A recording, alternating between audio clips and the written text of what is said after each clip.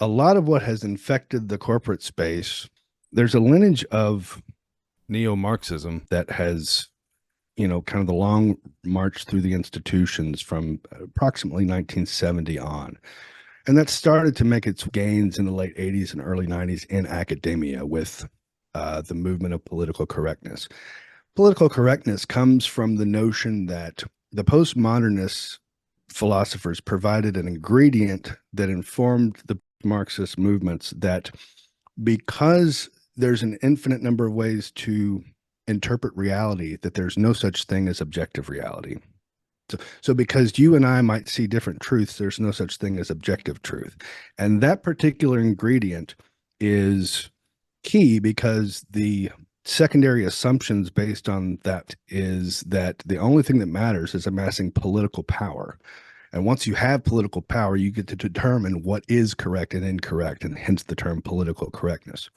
That, we used to laugh at that in the universities and say, yeah, but let them graduate and get into the market, and they'll learn the way the world is, and that'll cure them of their ideological possession. And that was true for a time, but then we reached a political mass where, through the HR departments in conjunction with the universities, that started to make its way into the corporate space. And so, DEI and ESG are the praxis of critical theory, critical race theory, critical queer theory, etc. And most people don't realize that the back end source code of that is an adaptation of neo-Marxism through the academic set.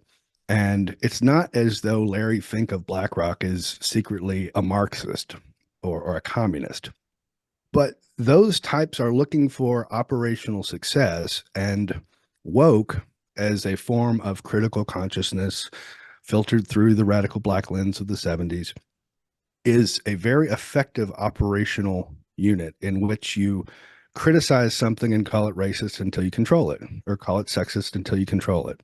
And so it's an effective operational strategy that many will use because it will get them what they want. And so when you see a BlackRock pushing ESG and promoting it, it's not because they're ideologically bent in the neo-Marxist sense. It's because this is how we get what we want and we amass power.